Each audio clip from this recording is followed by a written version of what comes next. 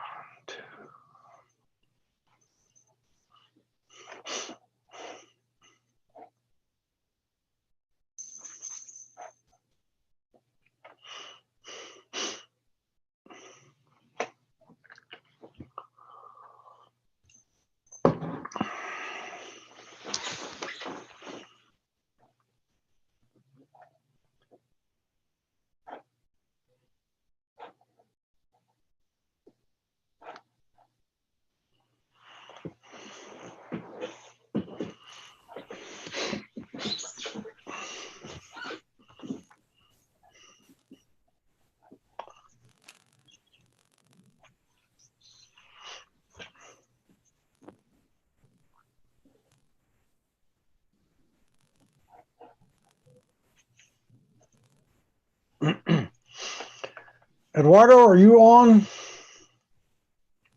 Ben, are you on? I'm on. Okay.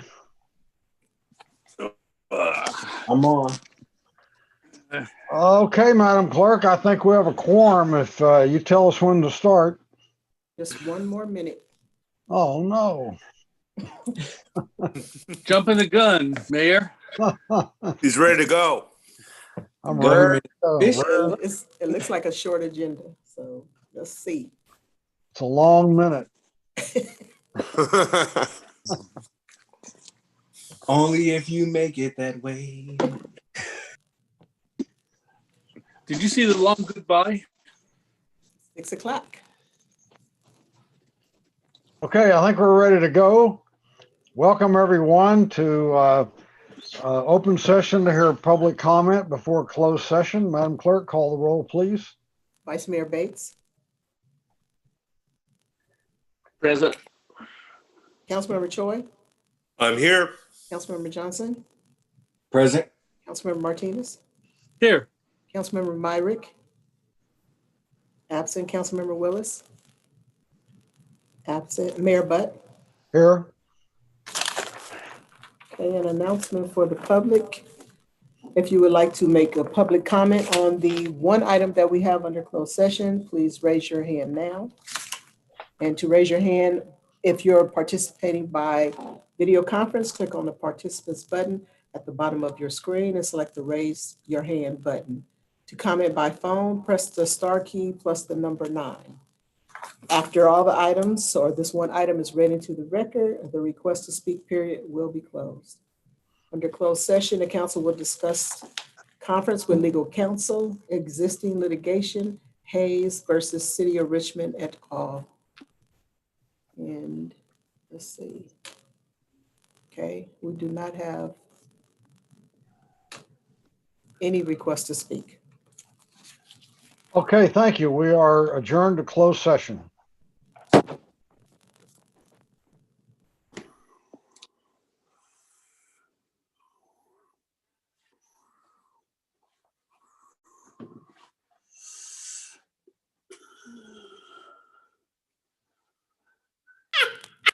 Bruce, I know you did not show yourself.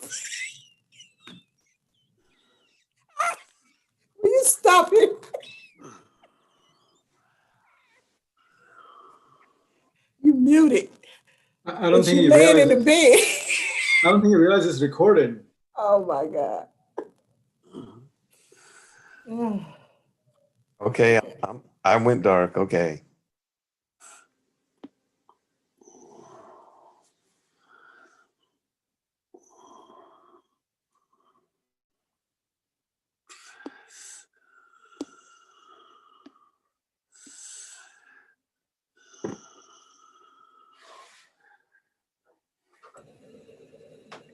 Melvin, they already went to. Hey, went to Melvin's closed here. session. Open session is Audio, done. video test.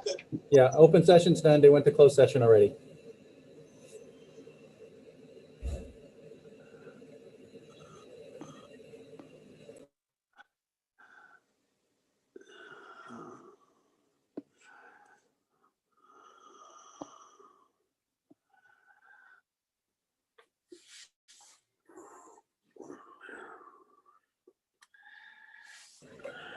Nat, are you going to closed session? Oh, I forgot. Let me move over. Yep.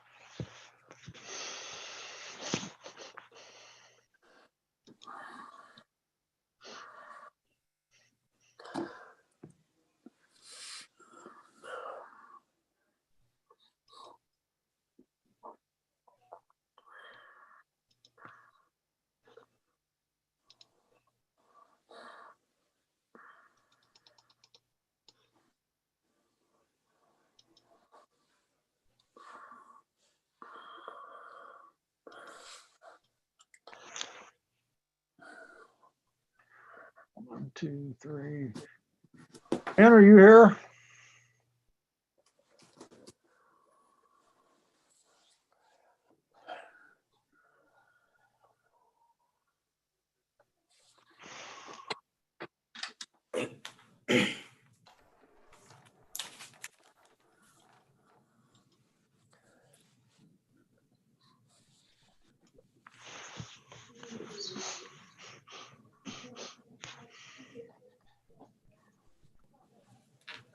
Melvin, are you here?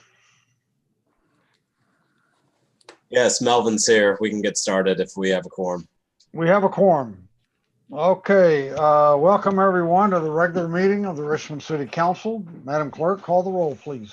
The time is 6:31. Vice Mayor Bates, Present. Councilmember Choi, Here. Councilmember Johnson, Present. Councilmember Martinez. Absent. Councilmember Myrick, Here. Councilmember Willis, Good evening. and Mayor Budd. Here. And Councilmember Martinez is here also. Okay, thank you. Next on the agenda is statement of conflict of interest. Are there any? Hearing none. Item C is agenda review. I would like to pull item G3.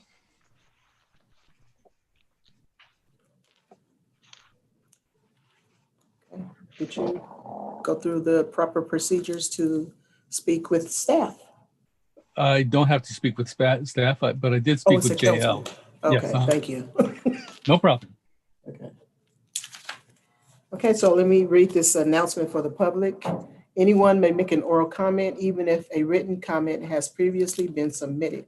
However, each speaker may only raise their hand once to make one oral public comment per agenda item.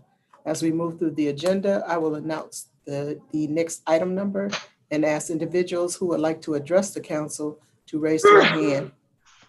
After the item is read into the record, the request to speak period on the item will be closed. Okay, we will hold open forum very shortly, so individuals who would like to speak under open forum, please raise your hand now. To comment by video conference, click on the participants button at the bottom of your screen and select the raise hand button. To comment by phone, press the star and the number 9 key.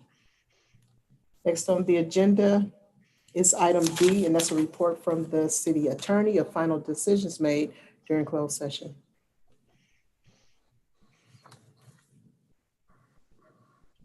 Hi, this is the city manager, and due to technical challenges, I want to let you know on the city attorney's behalf that there were no reportable actions. Item F is a report from the city manager. Thank you and good evening. And I just want to share with everybody the 2 W's, a wish and a warning.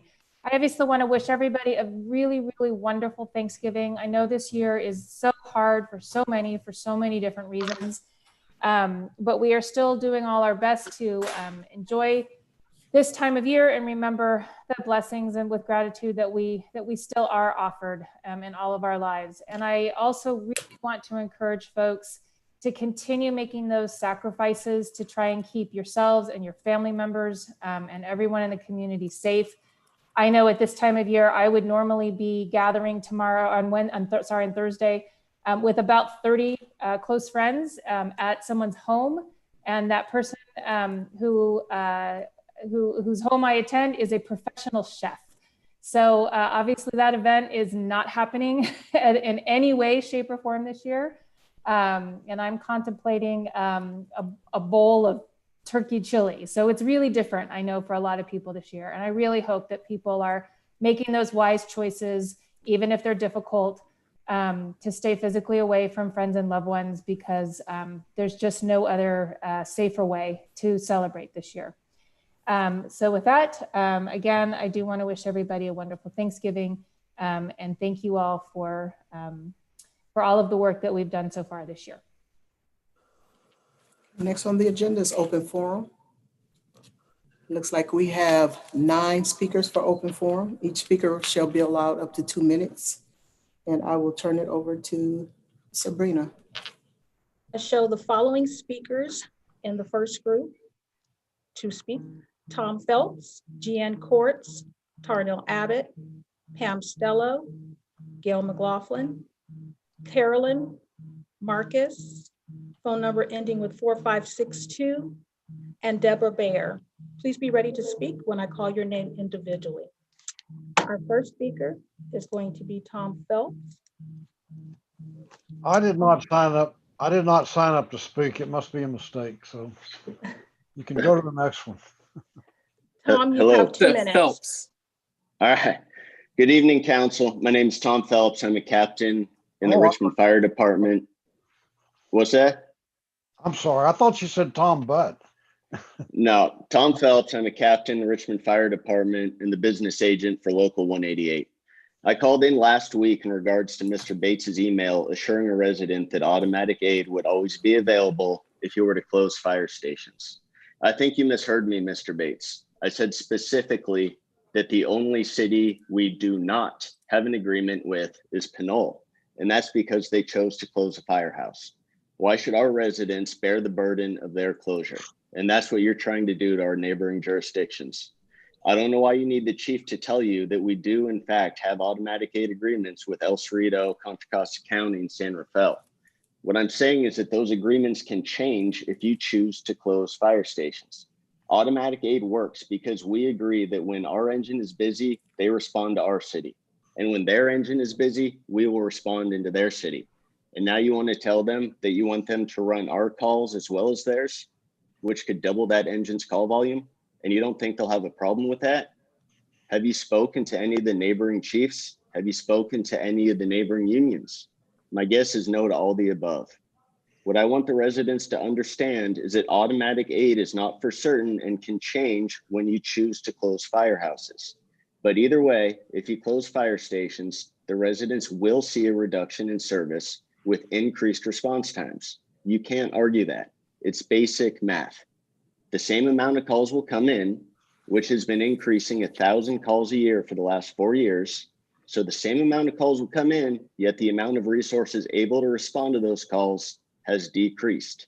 How can you tell our residents that their services aren't going to be reduced if you choose to close fire stations? Thank you. I yield the remainder of my time. Thank you. Our next speaker is Jeanne Courts. Jeanne, you'll have 2 minutes. You may begin. Thank you. Good evening. My name is Jeannie Quartz. I'm a Richmond resident. I am addressing the issue of not being able to speak during the public comment part of the November 19th Planning Commission meeting regarding the toxic Zeneca site. I was on Zoom and I raised my hand to speak as instructed, that is during the presentation part of the meeting. I raised my hand early into the presentation, and when public comments opened, I was hoping to be one of the earlier speakers. To my dismay, I was never called on. I would add that several other members of the community were not called on to speak either. While this may be a glitch in the process, it is clearly undemocratic and it is not acceptable. When Lena Velasco was informed of this problem, she asked Chair Tucker to allow those who had raised their hands but did not get called upon to get a second chance to speak. Chair Tucker declined to allow us that right. Holding a community meeting while not allowing public input goes against our basic right to speak in a supposed democratic process. I believe, given this is grossly unjust, a redo of the Planning Commission meeting is necessary. Thank you. Thank you. Our next speaker is Tarnell Abbott. Tarnell, you'll have 2 minutes. You may begin. Hi, I'm a Richmond resident. I want to say that regarding the Campus Bay Zeneca former Stauffer chemical site, a new human health risk assessment is needed. The last one was done in 1997. Since then, human health screening levels have changed. We need a new human health risk assessment, which the California Department of Public Health should do and can do in conjunction with with other agencies that have expertise on this. The chemicals that are out there are interacting in a synergistic way. that has not been documented. The impacts have not been documented on what that means. So if you want to be serious about protecting the health of your community, you will ask that the experts at California Department of Public Health take this on and conduct a new human health risk assessment screening at the Campus Bay former Stauffer Chemical Zeneca site on our shoreline. Thank you. Thank you. Our next speaker is Pam Stello. Pam Stello, you'll have 2 minutes. You may begin. My name's Pam Stello. I'm a Richmond resident. I also attempted to speak at the November 19th public hearing on the proposed AstraZeneca site development. I raised my hand when instructed, yet I was not recognized to speak. Many people, as stated earlier, were not recognized. This was not a fair hearing. I hope you will send this proposal back to the Planning Commission to hold a fair hearing. The proposed AstraZeneca developer plans to leave most of the hazardous waste at this site, inject bacteria in a process that's not been completely explained, and will not neutralize the metals in many of the chemicals at this site, and build residential. The developer's plan is based on 2014 maximum sea level rise estimates of 5.5 feet by 2100, not the current state estimates of 7.5 feet by 2100 and 3.5 feet by 2050. If water enters the soil on the site by future earthquakes, sea level rise, king tide, storm surges, the toxic arsenic, mercury, and lead in the cinders there will be liberated as the salts and oxygen in the bay water turn the cinders into sulfuric acid. The pesticides that were created on this site will also be released by the bay water intrusion, adding another source of poison to this underground soup. And the resulting hazards are not and cannot be known. If sea level rise is below the current estimates, there still will be enough rise that will prohibit water drainage into the bay, which will raise the water table from below and seep through capillary effects, creating a toxic soup also unknown. We need a fair planning commission hearing. And we need a subsequent environmental impact report to address this public and environmental health issues, the public and environmental health issues that this raises that are not addressed in the current development plan. Thank you very much. Thank you. Our next speaker is Gail McLaughlin. Gail, you have 2 minutes. You may begin. My name is Gail McLaughlin, and I want to comment on the Zeneca site cleanup. I want to make it clear that the City Council last year made a really bad call in reversing its decision on a full and comprehensive cleanup. When we first got DTSC to take on oversight in 2005, we were clear that DTSC was the proper state agency to oversee this site. And they are indeed the proper oversight body, but they are not doing their job properly. Let's be clear that there are a lot of public agencies in today's world that are not doing their job properly. If public agencies were doing their jobs properly, we wouldn't have the water and public health crisis in Flint, Michigan, to cite a recent example. We need to watchdog these agencies, which often get too close to developers and polluters of origin. I'm so disappointed that the council reversed course in regard to this site and is now good with anything DTSC says. I also want to state that the public has spent hours last week preparing for the Planning Commission meeting regarding this site, and many of the members of the public were locked out of the process. In addition, the chair closed the public hearing, but then allowed the development team to speak quite extensively with no equal time for the opposing point of view. These process violations, as well as the council's ramming this project through without a comprehensive cleanup, is a critical mistake that needs rectification. Thank you for your attention.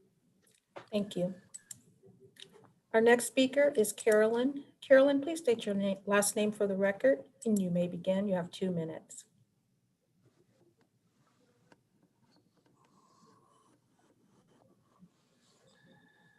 Carolyn, you may begin.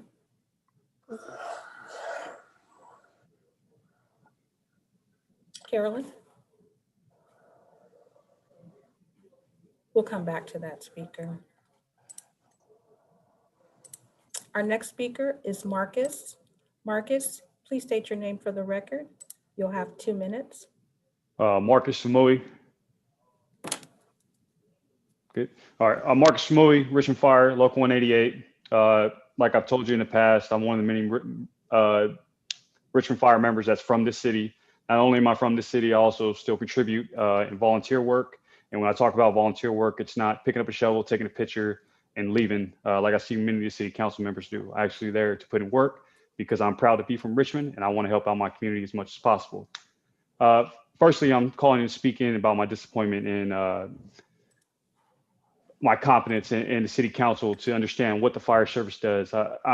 You know, it's very frustrating to know that none of you have done your homework on what a fire truck actually does for the city and within our department, or what closing a station and what effects that would have. And, you know, you're hearing things of we can get an engine or a truck from El Cerrito or from Pinole. I'm pretty sure a resident doesn't want to hear, oh, we're waiting on somebody from El Cerrito. So please do your homework, look into this before you make a decision. Secondly, I want to speak to the citizens of Richmond. Listen to this meeting right now. This city council and the mayor are preparing to go behind your back and close a station. That means they're going to be shortchanging you, cutting fire stations. I highly advise you contact your city council and let them know that this is not okay. They are being advised by somebody that has no ties to this city whatsoever. You just heard them say they go to a house on Thanksgiving and have food from a professional chef. She's not from Richmond. They have no ties to the city. They have no cousins. They have no brothers. They have no uncles, and like I do. So please contact your city council and let them know this is not okay. I yield the rest of my time. Thank you. We'll go back to Carolyn. Carolyn, please state your last name for the record and you may begin. Yes, I'm trying to speak. Can you hear me? Yes, I can hear you. You may begin. You have 2 minutes. Please state your last name for the record. Okay, my comment is regarding to the public participation process since COVID has hit. The technology is a major barrier to members of the public wishing to speak. One, because we have to use this archaic system for raising our hand either on the phone or via Zoom, whereas in the past and in person we could submit a piece of paper before the meeting saying what we wanted to talk about and who we are. Now, if we get disconnected, we're not allowed to speak. This has happened at multiple meetings in the past few weeks that I have wanted to submit comments on. And some of these items have been very controversial, and large numbers of the public have been locked out. And it didn't help when the city staff also published the wrong Zoom information for members of the public, and members of the public were not able to join the meeting. Thank you. Thank you. Our next caller is with phone number ending 4562. Please state your first and last name for the record. You have 2 minutes. You may begin. Hello, everyone. I joined this as a backup to the Zoom meeting, so I yield this time. Thank you. Thank you.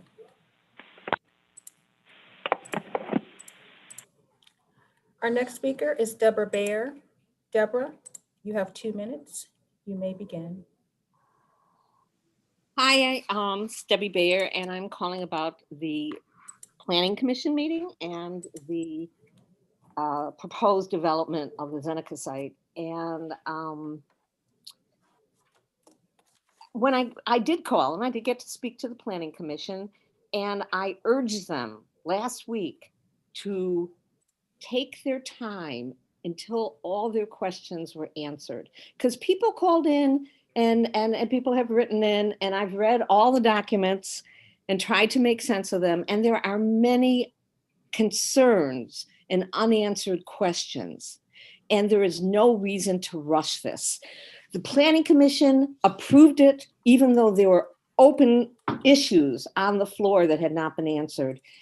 My expectation is they did that so that next week, December 1st, the City Council can approve it.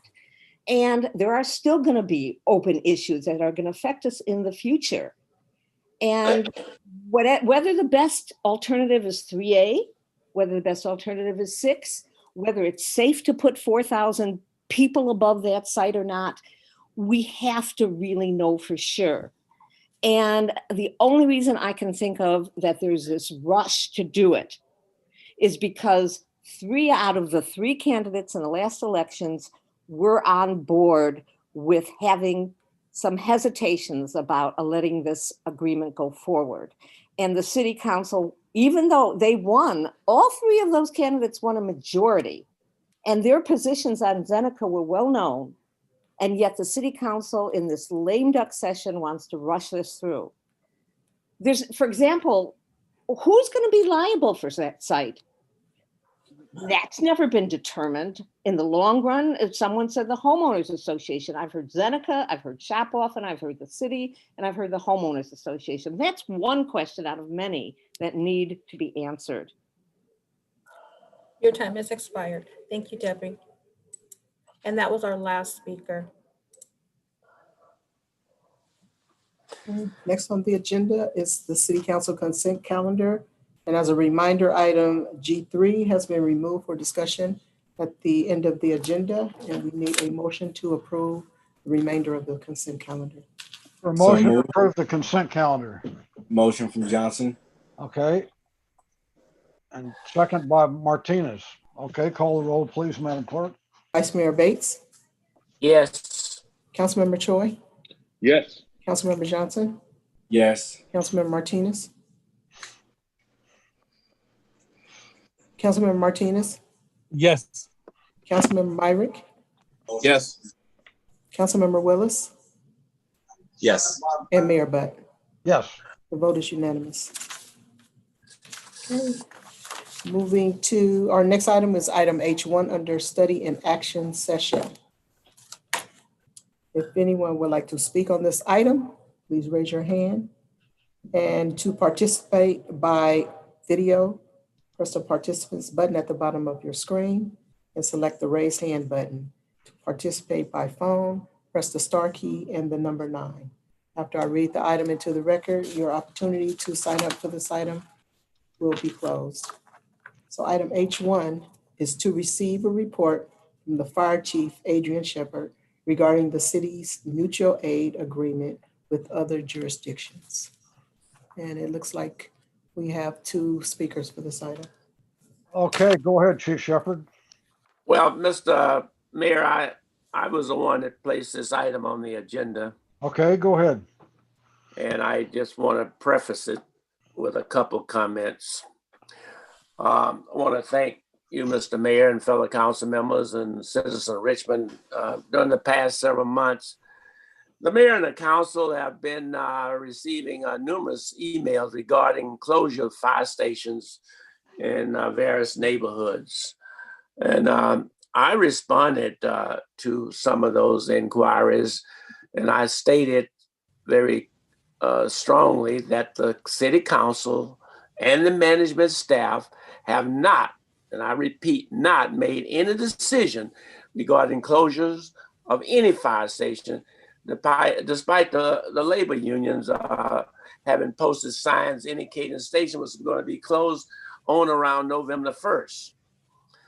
And I also commented through emails that we do have a mutual aid. And Mr. Phelps, in my opinion, had distorted that, but then he came back early and indicated that he had reference only to the Pinole station. But irrespective, I knew that we've had a strong mutual aid program throughout.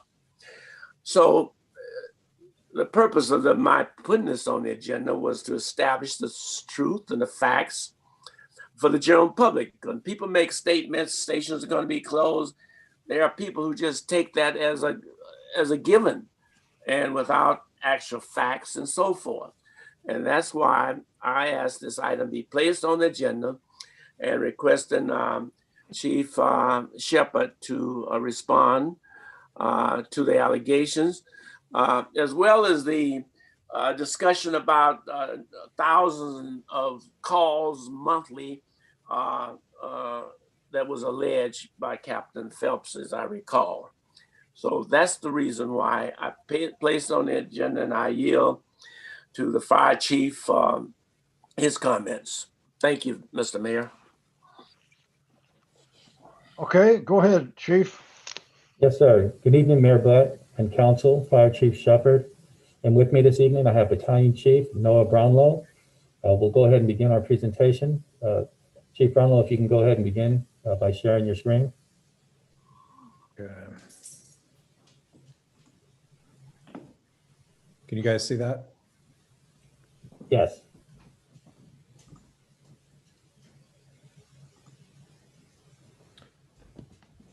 Good evening, Mayor, council members, city manager, and staff. I'm going to give a short report on our mutual aid and automatic aid system that we have. I will clarify some terms and then answer any questions that you might have at the end of it. Broadly speaking, the Fire Service and Rescue Emergency Mutual Aid System is a part of the California Emergency Plan. It's organized through the Office of Emergency Services, and it presents a statewide mutual aid plan for responding to large-scale incidents. We are a participant of this plan, as is every municipal fire department agency in the state. The plan is presented in 4 parts: a basic emergency plan, a peacetime emergency plan, a compendium of legislation and references, and a war emergency plan. Parts 1, 2, and 4 are the parts that are related to the mutual aid system in the state of California. The purpose of the California Emergency Plan is to provide a system for mobilizing large-scale resources to respond to significant incidents across the state. And we've seen that several times in the past year, and increasingly more and more with these large wildfires, but it's also available to respond to other incidents like hazardous materials, earthquakes, or things of that nature. Basically, there's 5 purposes to this incident: systematic mobilization of resources, standardized training and recruitment guidelines, equipment and resource inventories, standardized communication systems, and then annual training events and exercises statewide. 2 terms you might hear: mutual aid and automatic aid. We use them sometimes interchangeably, but there are some significant differences. Mutual aid requires a specific request from an agency to an outside agency. It can be voluntary or obligatory. Typically it's voluntary, but there are certain situations where the state can oblige us to respond. Automatic aid occurs at initial dispatch, and we have an automatic aid agreement with El Cerrito Fire and Contra Costa County Fire for 2 of their stations, Station 70 in San Pablo City and Station 69 near El Sobrani. I'll talk a little bit more about the differences between those 2 types of aid later. Benefits of aid agreements is that they provide communities with lower response times, automatic aid agreements do, in that we can dispatch units that may be closer to respond into areas of Richmond simply because their stations are closer to that spot in Richmond than any of our stations are. That goes both ways. We'll respond into areas of unincorporated county, such as North Richmond, because our station 62 is closer than their closest unit, Station 70. With these agreements, we're able to expand the number of available resources that we use to respond to emergencies. And we can share specialized resources like hazmat resources or technical rescue resources with other agencies. That goes both ways. We utilize their resources and they utilize our resources. The local mutual aid system is an expanding system. So it starts with local mutual aid agreements and then expands to operational areas, which for us is the Contra Costa County operational area, referred to as XCC, and then expands further into state regions. We're part of Region 2 of the state mutual aid system. So as I said earlier, we have a mutual aid agreement as part of the XCC area with Contra Costa County, Crockett, East Contra Costa Fire Protection District, El Cerrito, Moraga Orinda, Pinole, Rodeo Hercules, San Ramon, and Federal Fire in Concord.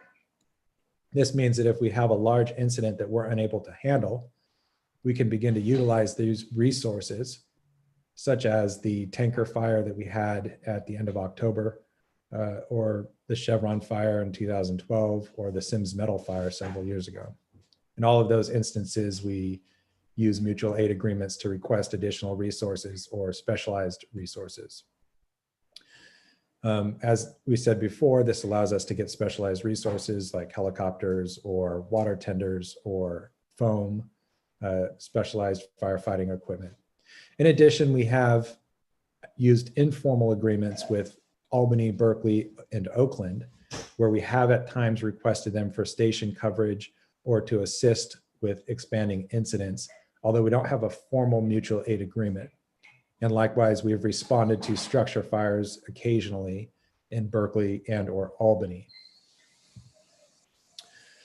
As far as the operational area, the XCC operational area, which is Contra Costa County, we have, along with other agencies in Contra Costa County, developed operational area policies that assists us with interoperability and has standardized communication and safety procedures. For example, Mayday procedures or safety procedures that we utilize when responding to incidents on the freeway. The reason for that is because it's fairly common for us to respond with other agencies. For example, if there's a vehicle accident on Interstate 80, we're likely to respond with Contra Costa County units. And we need to ensure that we have the same type of response and the same safety procedures and standard practices for the safety of our firefighters. Automatic aid agreements are slightly different. In automatic aid, we have the ability to directly dispatch units from Contra Costa County Fire, like I said, Station 70 in City of San Pablo and Station 69, as well as El Cerrito Fire units. And they likewise can directly dispatch our unit. This is different from a mutual aid agreement or a mutual aid call where we would have to contact their dispatch center through our dispatch center and specifically request them to respond. In an automatic aid situation, we can dispatch them automatically as part of the initial dispatch. And sometimes they may even respond without a Richmond unit for a medical call, for example, that only requires one engine company to respond. As I said before, that include areas in San Pablo, North Richmond, El Sobrani, East Richmond Heights, Rolling Wood, Terra Hills, and Montalvan. Automatic aid can best be described as a boundary drop. So if you can see this area map, basically we treat this entire area, including unincorporated areas of county and El Cerrito, as a single jurisdiction with regard to dispatching units. If the incident occurs in one of the county response areas outlined in green here, Contra Costa County Dispatch Center will dispatch the closest available unit, regardless of the district that it works for, whether it's Richmond, El Cerrito, or Contra Costa County. If the incident is within the city of Richmond, the Richmond Dispatch Center will dispatch the closest unit, regardless of what agency it's responding from. And the same is true with El Cerrito. El Cerrito is dispatched through Contra Costa County's dispatch center. An example of that is El Cerrito Fire occasionally responds to Richmond properties that are literally across the street from their station, but are technically within the city of Richmond. I spoke earlier about the California Fire Service Rescue Emergency Mutual Aid Plan for larger expanding incidents and talked about some of these incidents already. But these are examples of expanding incidents that we might begin to activate the mutual aid system. So these incidents have expanded beyond the resources that we have available, or we require specialized resources. Typically, all of our structure fires or any incident that size or larger is either going to require automatic aid with El Cerrito or Con Fire, or mutual aid if it expands beyond our capacity. Other types of incidents that require significant amounts of aid include specialized rescue incidents. And this picture that you're looking at here was a dog rescue. And our units worked with units from El Cerrito and Contra Costa County Fire, as well as CHP and animal control. out-of-county responses for larger incidents I spoke about earlier as part of the California Emergency Plan. We have been part of statewide deployments as far down as Los Angeles and San Diego County, as well as incidents up in Northern California. We've responded as part of a strike team, which is 5 engines. Sometimes you'll see them going down the freeway toward those large fires. And we also have a number of employees who have special skills that allows them to participate as part of incident management teams or as emergency medical technicians on large fires, and they'll respond as individual resources to these fires. California Fire Assistance Agreement is the mechanism by which the state pays municipal fire resources to respond to these incidents. So the city is reimbursed for these responses. Recently, we responded to the Glass Fire in Napa, El Dorado Fire in San Bernardino area. And I'm sure everyone remembers the LNU Lightning Complex fire, as well as the CZU and the SCU Lightning Complex fires that occurred at the end of the summer with that dry lightning incident we had. Napa, Solano, and Sonoma counties, we responded to those incidents as well. That summarizes the mutual aid and automatic aid agreements that we have. Does anybody have any questions about those? Questions from council members? Councilmember Martinez? Yes. Oh, do you have any, could you speak to the reciprocity of the aid between the cities? How much do we do and how much do the other cities do? So as far as our automatic aid agreement with Confire is concerned, in fiscal year 2018, we responded into their jurisdiction 1,889 times, and they responded into our jurisdiction 863 times. In fiscal year 2019, we responded 1,791 times. They responded into our jurisdiction 844 times. We don't have the data for fiscal year 2020 yet. And is there some sort of fiscal recompense for our extra work in their jurisdictions? Chief Shepherd? Yes, Councilmember Martinez. So with the city of, with Confire, each year, because of the number of calls we run into their jurisdictions, as opposed to them running into ours, we typically bill them for approximately $180,000 annually. And do you, does that pay for our cost? Yes. Okay. Okay, any other questions? I don't see any. Are there any members of the public who wish to speak on this item? Yes, we have 2 speakers. Go right ahead, Sabrina. Okay, our first speaker is Aaron Osorio, and our second speaker will be a speaker from the Richmond Firefighters L188. Please be prepared to speak when you are called. Aaron, you may go ahead. You have 2 minutes. Good evening, Council. My name is Aaron Osorio, business agent for Richmond Fire Management Association. Been a member of the organization for the fire department for 18 years. I currently serve as a battalion chief, and I just felt the need to speak on this item tonight because I think that was a great presentation by Chief Brownlow, and I think it underlines the fact that AutoAid's purpose is to supplement our fire protection and our fire service. It is not there to replace it. And I hope that this informational briefing is going to help you to have a better understanding of what we do, and is not a plan to justify cutting services to our citizens. It's AutoAid is there to enhance our response capability. It's there to provide us personnel on a scene that requires multiple large amounts of personnel in a more timely fashion so we can mitigate the emergency more quickly. It's not meant to replace it because many times An outside city responding in will not meet the national standard for response times for medical calls and fire calls. So it's my hope that this presentation will drive home the importance of AutoAid, but in its proper place. Thank you for your time. I yield the rest of my time. Thank you. Our next speaker is a speaker from the Richmond Firefighters L188. Excuse me, hold on one moment, please. Okay, and you have 2 minutes to speak. Please state your first and last name for the record. All right, good evening. Luis Padilla, President, Richmond Firefighters, Local 188. Let me start by saying that Local 188 received a proposal from a representative of the city declaring to close 2 companies. Now, if this is not true or the council is not aware of this, then we have bigger problems. Thank you, Chief Shepard, for the presentation you did tonight.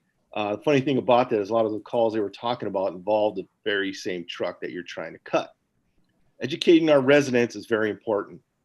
It's also important not to misunderstand these agreements. While these resources are available to us in times of need, this should be considered as a substitute. It should not be considered a substitute or as a means of decreasing staffing levels. It wasn't that long ago when the old Chevys burned down and we ran out of companies in the city and we had to get a truck from Orinda Moraga to help us out. Do our residents really want to wait that long for a crew from Orinda Moraga during a medical emergency? Do you really believe in a natural disaster that El Cerrito or Confire is going to ignore their residents and come rescue us? They have an obligation to their taxpayers just as we do. Thank you very much. Thank you. And that was our last speaker. Any final questions from council members? Councilmember Willis?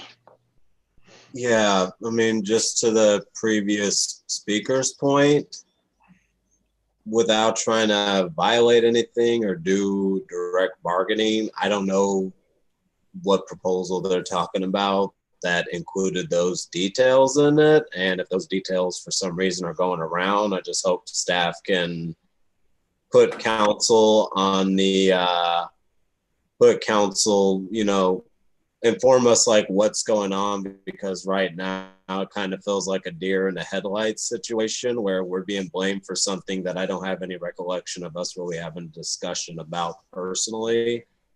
Just a comment based on what I'm hearing during public comment. If there's an appropriate response for open session, I welcome hearing it. Otherwise, I think we need to take this up in closed session and have a focused conversation about it and figure out what's going on. Yeah, so because it's been going on for weeks. Thank you for that, Councilmember Willis. And just to assure the council that that we are taking the actions only that the council directs us to take, and we will continue the closed session discussions in accordance with the state law. Vice Mayor Bates. Well, thank you, Chief, for the outstanding presentation. With respects to the fire stations being closed, and I might indicate I've always had an excellent working relationship with all of the fire chiefs, including Fire Chief Shepard, and also the president of the Labor 188 Union, especially with Jim Russey and now with Louis Padilla. We don't agree on everything, but we do have respect for each other. What was offensive, I think, to this council is that every station, to my knowledge, I was reported, if I'm wrong, Louis, you correct me, every station had posted, this station will be closed on about November the 1st without any authority, any directive, any agreement, proposal by this city council. I thought that was disingenuous. It was dishonest, and you led the public to believe that decisions had been made, and that was not true. And if I'm mistaken, I want someone to tell me I'm wrong, and I'll apologize. The other thing that was a little disheartening is that for a captain to come forward and challenge a council member who technically is one of his several bosses, I think was disrespectful. It was unprofessional. And you don't do that in a public meeting.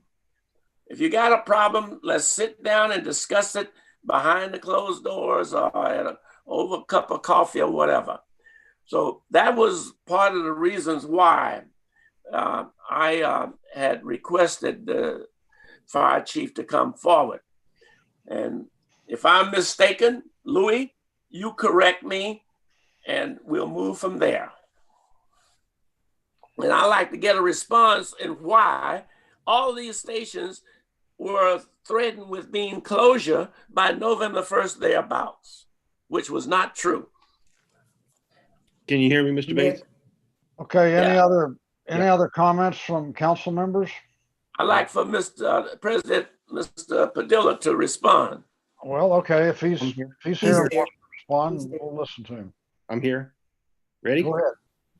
Mr. Bates, I do have the utmost respect for you, but we did receive a proposal from your negotiator, okay, that stated that they were going to close 2 stations, 2 companies on November 1st.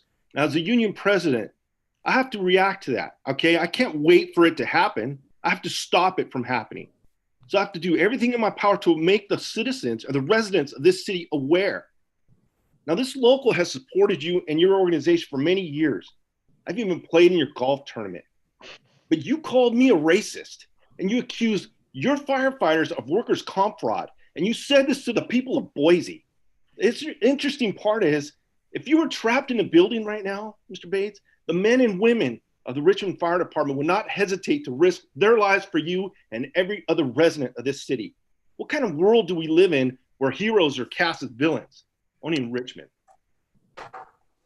Okay. Well, let me respond, because never have I called you a racist, Mr. Padilla. I have more respect for you, and we work together on a number of things. I have never called you a racist, and I don't believe that you are a racist. So I don't know, you read a newspaper, these people can say all kinds of things. You should know that by the tweeting that Trump and everybody else does. You cannot listen and believe what you read in the newspaper. If you had a problem, come to me and talk to me. But never once have I called you or your organization a racist. Mr. Bates, okay, I'm gonna call an end to this debate. Okay. I think that this is something you all can take up in closed session when we talk about labor negotiations. It really shouldn't be debated out here. Okay, anybody else have any comments besides? Mr. Mayor? Yes. Just in line with the frustrations that I think I'm hearing, this process, and I don't know, I'll say what other council members have said. I haven't seen any proposal that closes fire stations. I know that there was discussion of browning out, and I understand that there's nuanced differences with that, and that I understand if the fire union's position is that browning out because of the impact of it is bad as well, and that's completely fair, if that's the position. But what I do want to remind folks of is, because a proposal is made as part of a negotiation, that doesn't mean that proposal is going to happen. I mean, I don't know where this November 1st deadline thing came from, and none of us on the council know. So I just hope folks would respond by making a counteroffer or figuring out what it is that something that we can sink our teeth into in response, instead of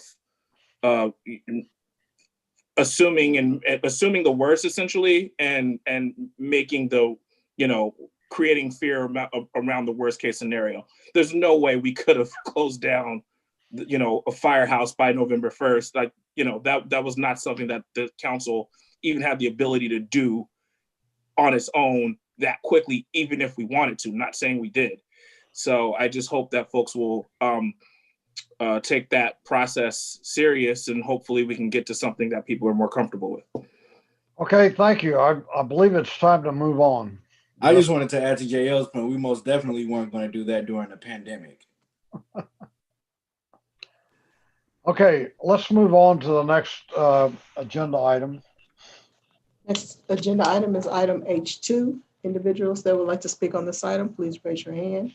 If you're viewing by video, press the participants button at the bottom of your screen and select the raise hand button. To comment by phone, press the star and the number 9. After I read the item into the record, the opportunity to speak on this item will be closed. Item H2 is to announce recent resignations from City of Richmond boards, commissions, and committees, and vacancies as of November 18th, 2020, and ask that interested individuals send applications to the city clerk. And there are no requested speakers. Okay, well, I would like to read the boards and commissions that have openings and urge people to think about serving on them. And I would like to remind people that there are no age limitations to any of these. Theoretically, if you're 6 years old, you can serve on a commission, except for the Commission on Aging, and you have to be over 55 for that. So one of the things I've been trying to do is to recruit young people to serve on some of these commissions. So I'll go through these quickly. Arts and Culture Commission, 11 seats. We have 3 vacancies, and they're probably going to be filled. We've had some delay in filling those. The Commission on Aging has 13 seats, and we have 3 vacancies. The Community Police Review Commission has 9 seats, and I'm happy to report it has no vacancies. It's a very popular commission these days. Contra Costa Mosquito and Vector Control has 1 seat, and we're in the process of filling that vacancy. So I think we're okay there. Design Review Board has 7 seats, and again, I'm happy to report that there are no vacancies.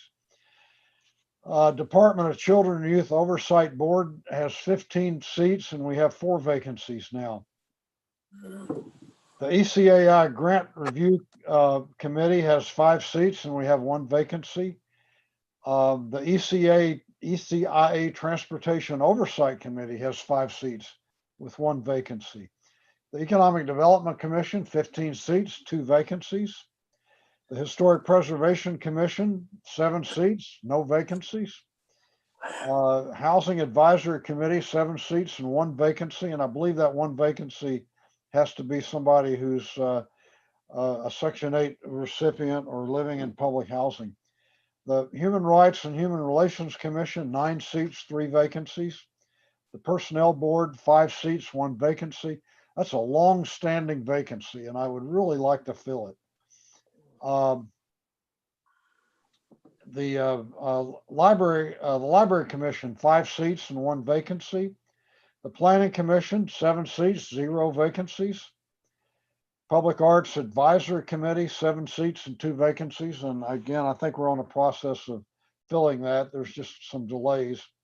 Recreation and Parks Commission, 9 seats, 1 vacancy.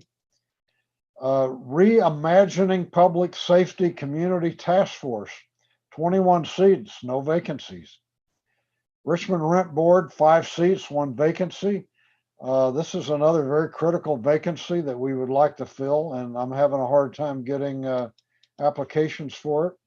The Shemata Commission, 11 seats, 1 vacancy. Urban Forest Advisory Committee, 11 seats, 1 vacancy. The Workforce Development Board, 39 seats and 13 vacancies. These are primarily filled by people who are involved in business in Richmond and want to be involved in training. The Youth Council, 11 seats, 4 vacancies. And finally, the Joshan Commission, 11 seats and 1 vacancy. And all of these can be applied for online by getting an application online and filling it out and sending it to the city clerk's office. So that's all I have with that. And where's Cordell Hindler here to help me? Where's my cheerleader for filling these vacancies, Madam Clerk? Oh, he sent in a comment. Oh, okay. And let's see, Cordell will be following up with Deanza and Richmond High to schedule a meeting to let the students know about the Richmond Youth Council, the Department of Children and Youth Oversight Board, and the Library Commission. Excellent. Well, I appreciate that, Cordell. I'm sorry I couldn't be here in person. And so I believe that leaves us with one item held over from the consent calendar. Item G3. The next item is item G3. If you want to speak on this item, please raise your hand by pressing the raise hand button or the star and number 9 button if you're viewing by phone, joining us by phone, sorry. Item G3 is to introduce an ordinance for first reading to amend chapter 3.54 of the Richmond Municipal Code entitled the Community Police Review Commission to allow the Community Police Review Commission to provide further oversight. And it looks like we have 4 speakers for this item. Okay, Councilor Mark, this is your item. Would you like to introduce it? Yeah, I'll introduce it quickly, and I know Councilman Martinez pulled it, so I'll I think we can see what his issues are. But we've gone over this since March. All the ideas in here are ideas that came from the CPRC themselves. As ways to deal with having better authority or ability to sort of provide better oversight as it relates to the police department. The one idea in here that came a little later, is the one around having a member of the CPRC appointed to be involved in the hiring process. But everything else was, expanding the CPRC to be able to look at sexual assault. We discussed that, expanding the CPRCs to be able to look at discrimination generally, not just racially based. I think the original phrase was something very specific. So we've expanded that to just discrimination in specific discrimination generally. We've expanded also to allow them to investigate whenever a firearm is discharged at a person, whether or not that leads to death or a serious injury. So those are essentially what's in here. We went through took our time with it, and we did go through the process of meet and confer and all of that. So I know that Councilmember Martinez has some other ideas they want to ask about. But I just want to really push for the council to, whatever we do, make sure we get this done tonight. I would like to have a first reading done tonight and a second reading on the first, so that by the time that I see the CPRC again, I can tell them that we finally got this done. As you all know, we've been working on this since March. So with that, I'm happy to hear about Councilman Martinez's idea. Councilor Martinez, you have comments? Yes, I'm in agreement with JL in terms of having a first reading tonight. But I did want to add a friendly amendment, and I believe we might have to have discussion as to whether or not it's possible. Under section 3.54.080, under powers and duties, there was an addition, point E, which says select one member to serve on a hiring committee with the Richmond Police Department to participate in the hiring process for incoming sworn police officers. What I wanted to do was to add, and to serve in the promotional process for sworn police officers. Now, it's my understanding that that the chief already is allowing people from the Citizens Police Review Committee participate in the hiring process. So maybe we should have some conversation with the legal department to see whether or not this is possible to handle tonight.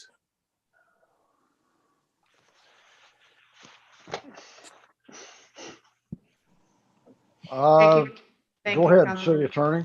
Yes, thank you, Councilmember Martinez. I'm going to ask if we can have the HR director maybe jump on to see whether this item would need to be subject to meet and confer. It is my understanding that if we broaden the scope of this, we may need to meet and confer over the item.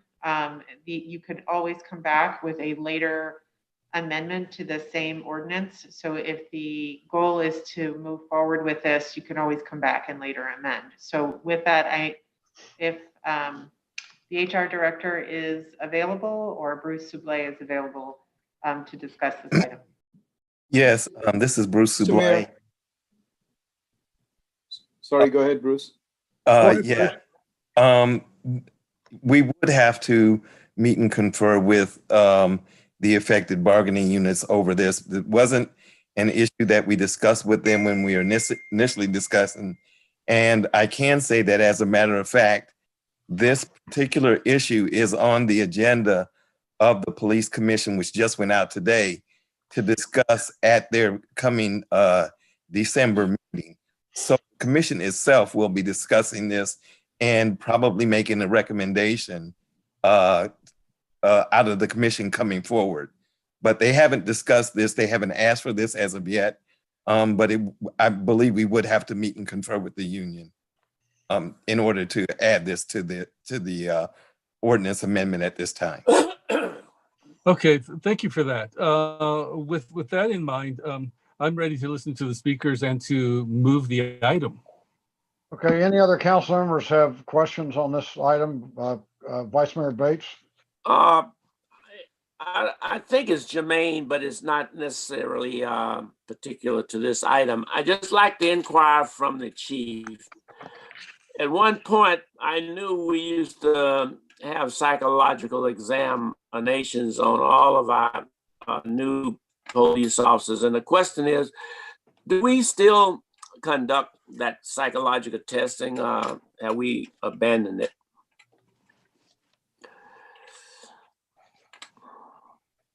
Anybody want to answer that? Hi, this is Chief French, and yes, we do have psychological evaluations for all police officers. Good. All right. Thank you. Okay. Unless Councilmember Johnson.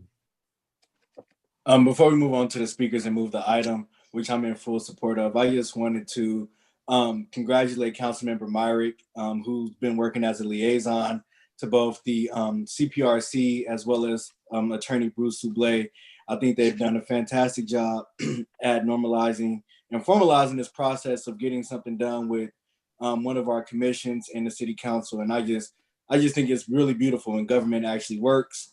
And you guys I just wanted to take time to lift that up and point that out. So thank you. Thank you again.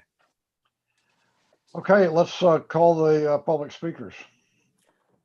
I have 4 speakers in this group. The first speaker is Jenny Garcia, Ben Terrio, Mike Parker, and Emily Ross. Please be prepared to speak when I call your names individually.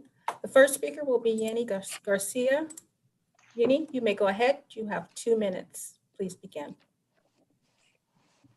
Good evening.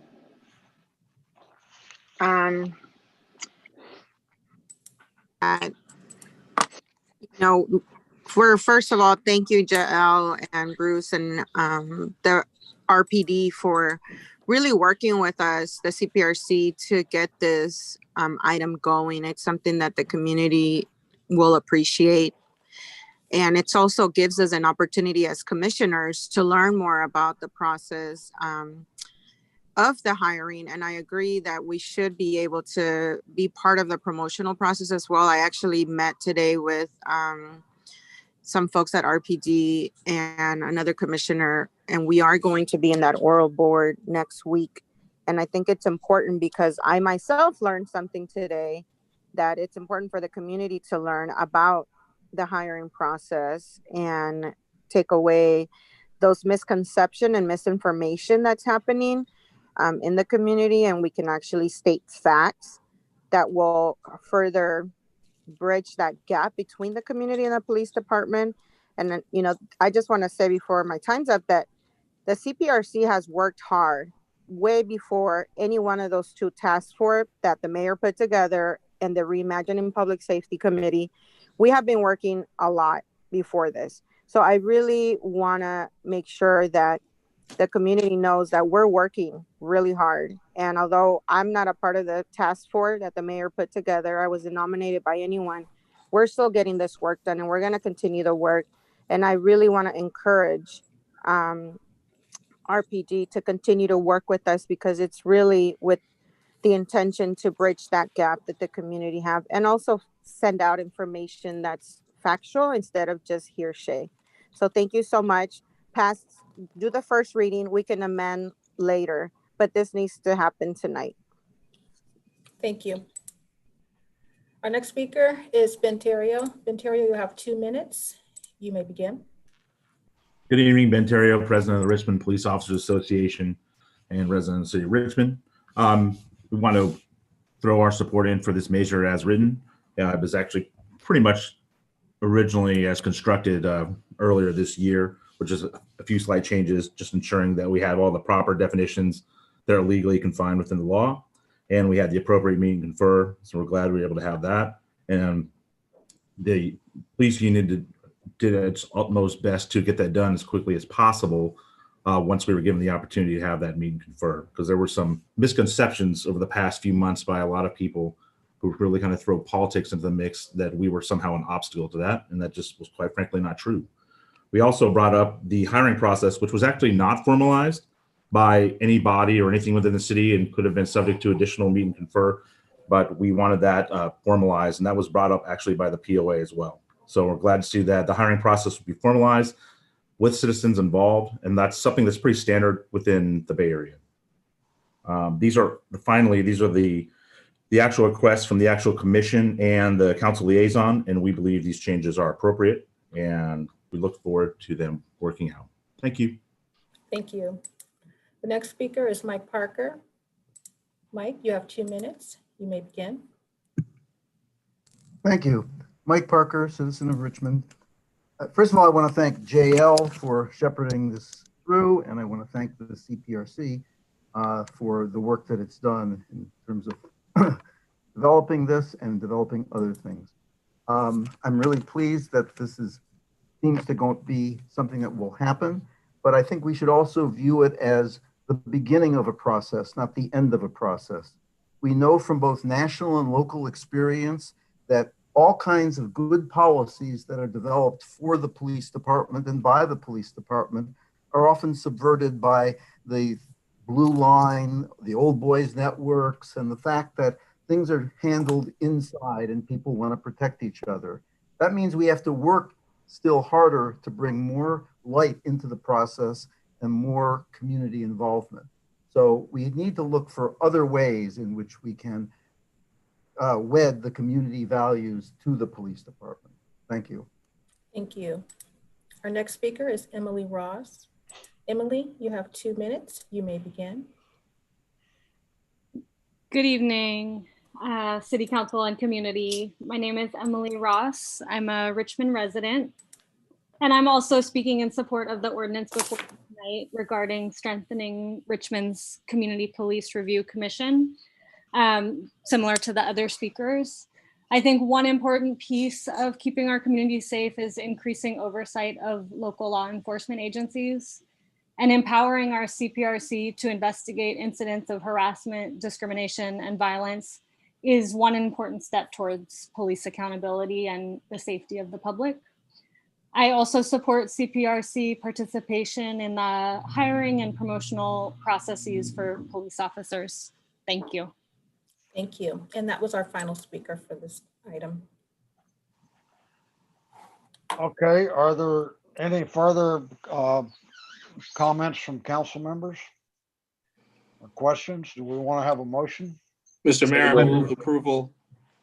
Okay, we have a motion by Myrick. We have a second by Martinez. And City Clerk, call the roll, please. Mr. Mayor, real quick, just for go ahead. Just for clarification, Councilmember Myrick, were you going to add something to the motion? I realize I cut you off. Oh yeah, no, I mean, I was just going to say move approval of the first reading, but it's same thing. My bad, man. Sorry. You're good. Okay, are we good? All right, call the roll, Madam Clerk. Vice Mayor Bates? Yes. Vice Mayor Choi? Councilmember Choi. We got two. Aye. Okay. Councilmember Johnson? Yes. Councilmember Martinez? Aye. Councilmember Myrick? Yes. Councilmember Willis? Yes. And Mayor Butt? Yes. The vote is unanimous. With that, I believe we're done, right? That's correct. Okay, unless somebody's got something burning that we've missed. Happy Thanksgiving, everyone. Same to you. I attended the conference. I just want to warn everybody to be careful. You know, I've had several close friends and people I work with have come down with COVID just in the last few days.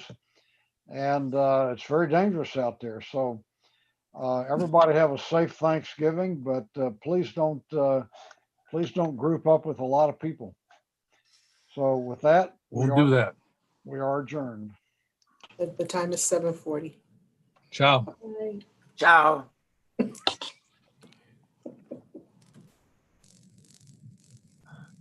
Stay